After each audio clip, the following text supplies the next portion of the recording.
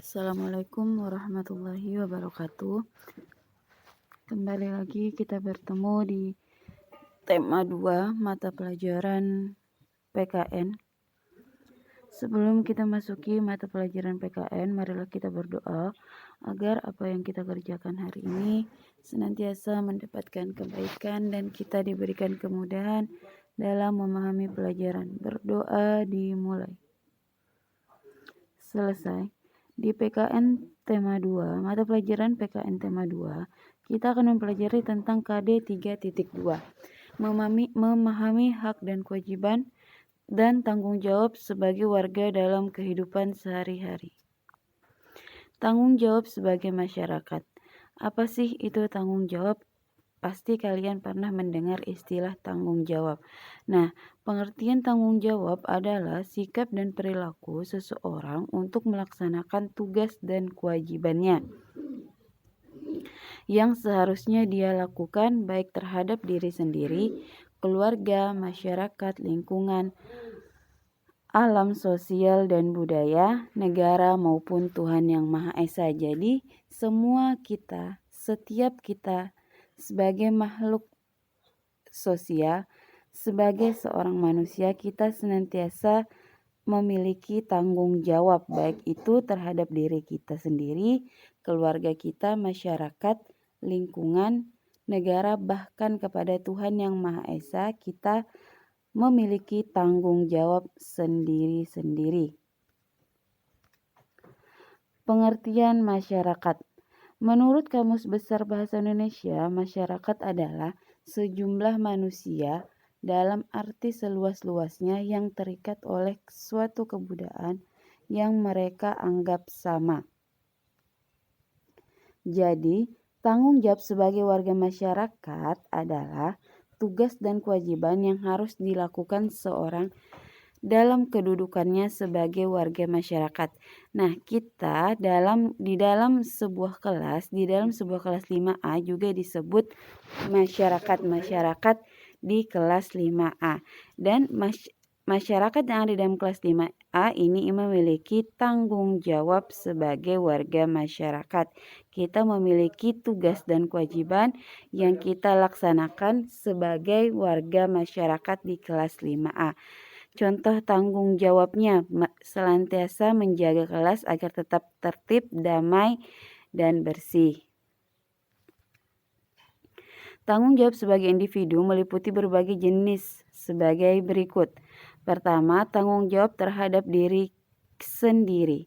Di sini ada contoh, Epi mendapat pekerjaan rumah dari ibu guru untuk dikumpulkan esok hari. Akan tetapi, Epi harus menghabiskan waktu untuk menonton acara televisi. Evi tidak mengerjakan pekerjaan rumah. Esok harinya, Evi ditegur bu guru dan Evi mendapat sanksi. Dalam peristiwa ini, Evi harus bertanggung jawab atas dirinya sendiri akibat tidak mengerjakan pekerjaan rumah dari bu guru. Jadi setiap tanggung jawab yang dibebankan terhadap diri kita sendiri itu harus kita laksanakan. Harus kita kerjakan setiap tanggung jawab tersebut. Adapun tanggung jawab keluarga seperti seorang ayah yang bekerja keras untuk menafkahi keluarga. Dia tidak bertanggung jawab atas dirinya saja, melainkan dia juga bertanggung jawab atas beberapa anggota keluarga di dalam keluarga tersebut. Ada ibu, ada anak, dan sebagainya. Dan tanggung jawab terhadap masyarakat. Sebagai contoh, Pak Budi warga masyarakat Desa Sukamakmur pada hari Minggu Pak Budi merencana pergi berlibur bersama keluarganya ke pantai. Akan tetapi pada hari Minggu yang sama warga masyarakat Desa Sukamakmur akan mengadakan kerja bakti membersihkan selokan. Pak Budi sebagai warga masyarakat memutuskan untuk menunda acara berliburnya bersama keluarga karena Pak Budi harus ikut bekerja bakti. Tindakan Pak Budi tersebut mencerminkan sikap tanggung jawab sebagai warga masyarakat. Artinya Pak Budi tersebut tidak mementingkan kepentingan pribadi. Beliau mementingkan kepentingan orang banyak, kepentingan warga masyarakat di sekitar tempat beliau tinggal.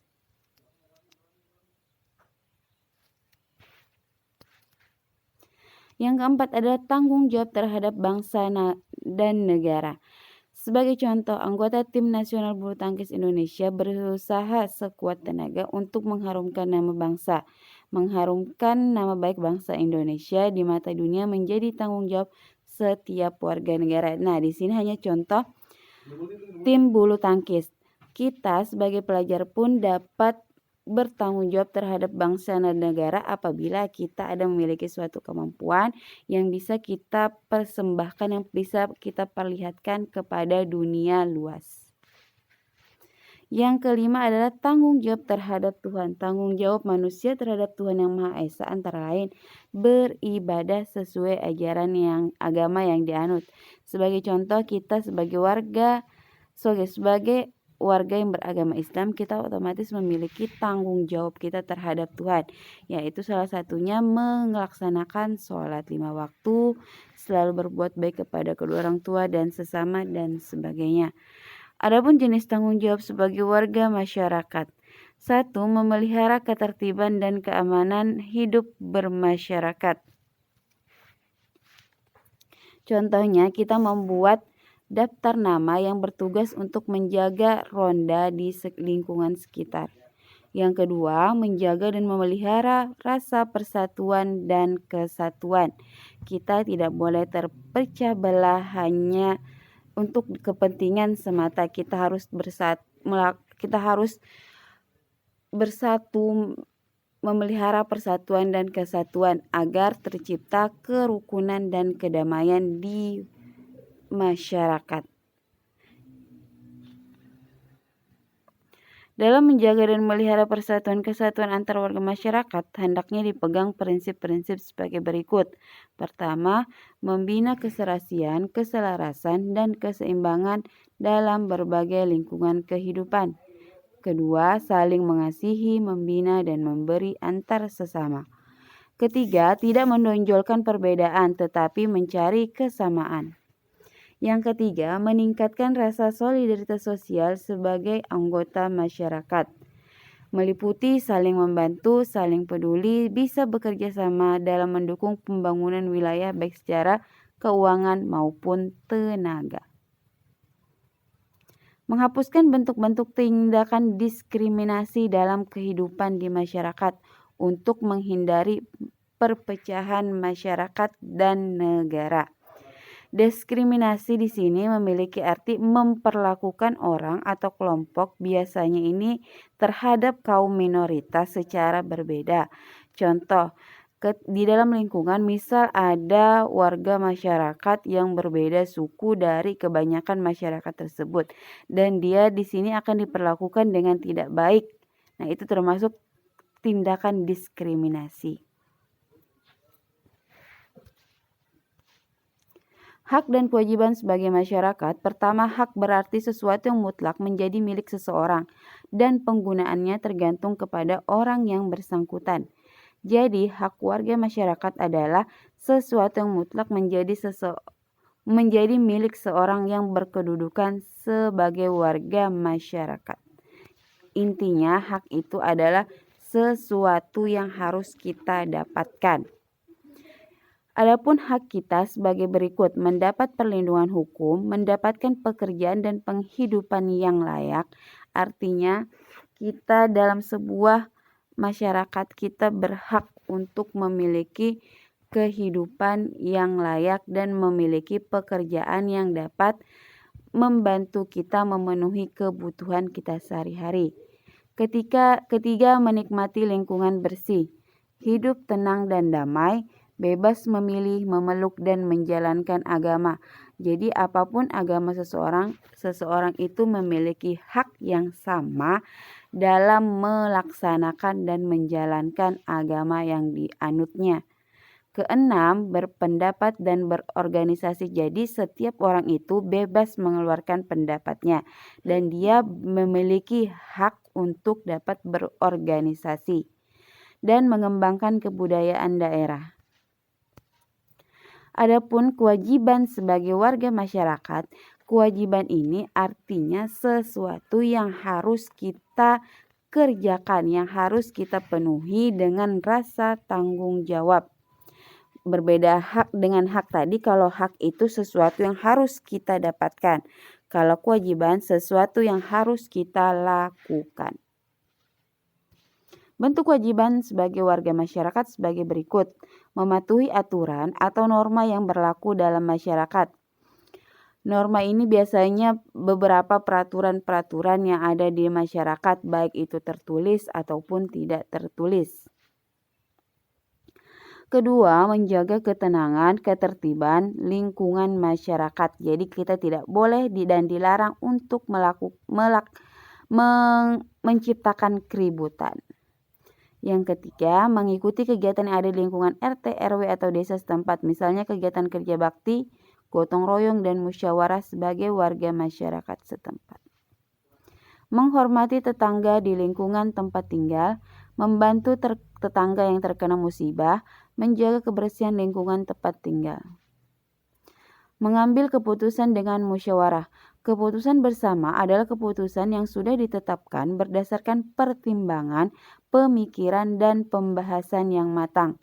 Pengambilan keputusan harus didasarkan pada beberapa nilai penting agar semua pihak yang terlibat merasakan keadilan. Jadi, dalam mengambil keputusan dalam musyawarah, kita harus mendengarkan seluruh pendapat dari peserta musyawarah di situ. Musyawarah tersebut, kita tidak boleh memaksakan pendapat kita agar diterima oleh semua masyarakat.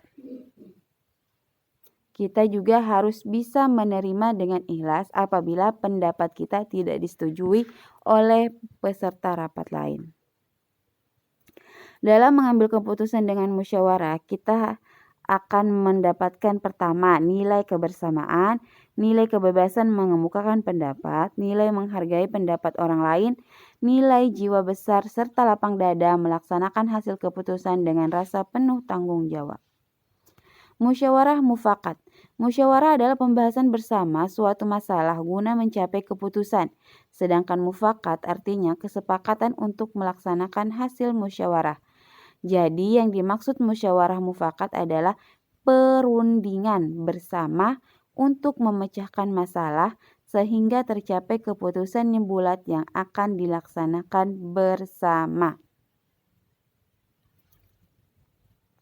Ciri-ciri musyawarah dan mufakat antara lain. Pertama, sesuai dengan kepentingan bersama, usul atau pendapat yang disampaikan mudah dipahami dan tidak memberatkan. Dalam musyawarah, pertimbangan moral lebih diutamakan dan bersumber dari hati nurani yang jujur. Keempat, pembicaraan harus dapat diterima dengan akal sehat dan sesuai dengan hati nurani. Cara-cara mengeluarkan pendapat itu ada caranya, antara lain kita tidak boleh asal dalam mengeluarkan pendapat, ada aturan-aturan atau norma-norma yang harus kita ikuti. Pertama, yang harus dilakukan mengacungkan tangan sebagai tanda izin bicara. Kedua, ketika saat kita mengacungkan tangan, kita diizinkan oleh moderator atau orang yang pemimpin rapat, kita silahkan berbicara jika sudah dipersilahkan. Yang ketiga, kalau ada yang berbicara, menunggu sampai pembicaraan selesai. Jadi kita tidak boleh memotong pembicaraan setiap anggota rapat. Yang keempat, senantiasa bersikap sopan. Dan kelima, suara cukup jelas dan pendapat disampaikan tidak bertele-tele. Sikap dalam musyawarah antara lain, menghargai atau menghormati pendapat orang lain, tidak memaksakan kehendak kepada orang lain, tidak boleh mencela pendapat orang lain, tidak boleh memotong pembicaraan orang lain. Nah, untuk tugas mata pelajaran PKN di tema 2 ini, silahkan kalian kerjakan tugas di Classroom dengan menuliskan hak, kewajiban, dan tanggung jawab yang dimiliki masing-masing anggota keluarga. Jangan lupa murojaah dan salat duha. Terima kasih atas perhatiannya. Salah hilaf mohon dimaafkan. Wabillahi taufiq wal hidayah. Assalamualaikum warahmatullahi wabarakatuh.